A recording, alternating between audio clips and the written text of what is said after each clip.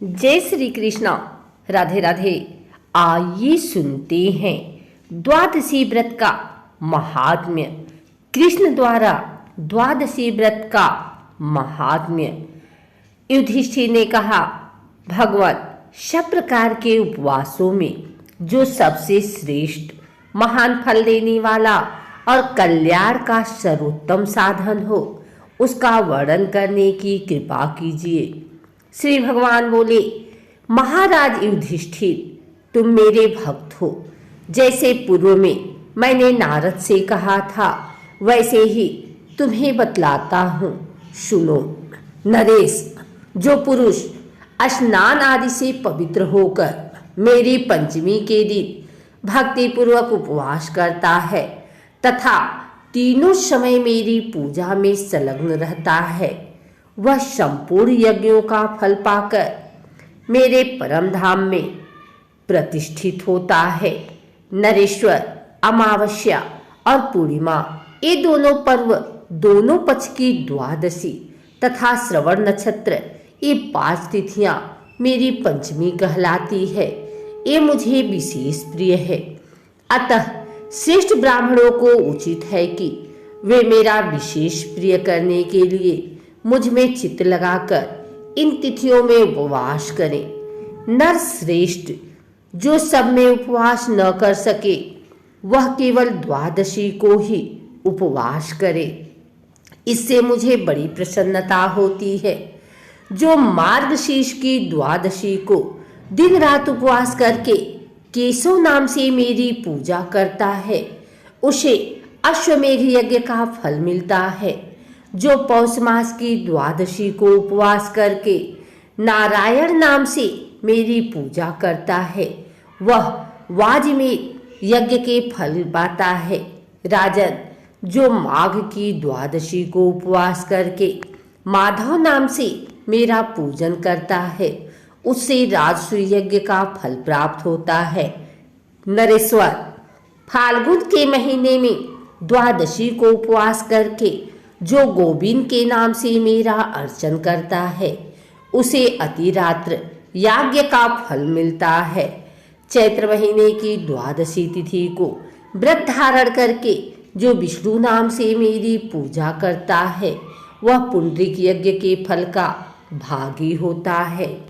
पांडुनंदन, वैशाख की द्वादशी को उपवास करके मधुसूदन नाम से मेरी पूजा करने वाले को अग्निष्टोम यज्ञ का फल मिलता है। राजन, जो मनुष्य ज्येष्ठ मास की द्वादशी तिथि को उपवास करके त्रिविक्रम नाम से मेरी पूजा करता है, वह गोमेध के फल का भागी होता है। भरत श्रेष्ठ, आषाढ़ मास की द्वादशी को व्रत रहकर वामन नाम से मेरी पूजा करने वाले पुरुष को नरमेध यज्ञ का फल प्राप्त होता है। राजन, श्रावण महीने में द्वादशी तिथि को उपवास करके जो श्रीधर नाम से मेरा पूजन करता है, वह पंचयज्ञों का फल पाता है।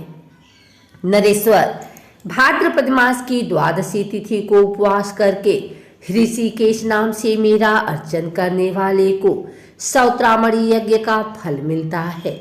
महाराज, अश्विन की द्वादशी को उपवास करके जो पद नाम से मेरा अर्चन करता है, उसे 1000 गोदान का फल प्राप्त होता है। राजन, कार्तिक महीने की द्वादशी तिथि को व्रत रहकर जो दामोदर नाम से मेरी पूजा करता है, उसको संपूर्ण यज्ञों का फल मिलता है। नरपते, जो द्वादशी को केवल उपवास ही करता है, उसे पूर्वोक्त फल का आधा भाग ही प्राप्त होता है।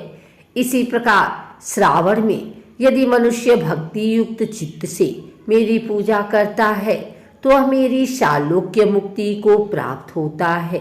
इसमें तनिक भी अन्यथा विचार करने की आवश्यकता नहीं है। उपयुक्त रूप से प्रति मास आलस्य छोड़कर मेरी पूजा करते करते जब 1 साल पूरा हो जाए, तब पुनः दूसरी साल भी मासिक पूजन प्रारंभ कर दे। इस प्रकार जो मेरा भक्त मेरी आराधना में तत्पर होकर 12 वर्ष तक बिना किसी विघ्न बाधा के मेरी पूजा करता रहता है, वह मेरे स्वरूप को प्राप्त हो जाता है। राजन, जो मनुष्य द्वादशी तिथि को प्रेम पूर्वक मेरी और वेद संगीता की पूजा करता है, उसे पूर्वोक्त फलों की प्राप्ति होती है, इसमें संशय नहीं है। जो द्वादशी तिथि को मेरे लिए चंदन, पुष्प, फल, जल, पत्र अथवा मूल अर्पण करता है, उसके समान मेरा प्रिय भक्त कोई नहीं है।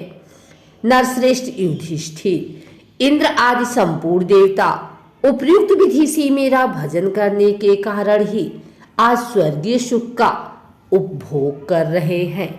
अगर आपको हमारी वीडियो अच्छी लगी हो तो इसे लाइक करें, कमेंट करें, शेयर करें। हमारे चैनल को सब्सक्राइब करके बेल नोटिफिकेशन ऑल पर सेट कर लें, ताकि आगे आने वाली वीडियो सबसे पहले आप तक पहुंच सके।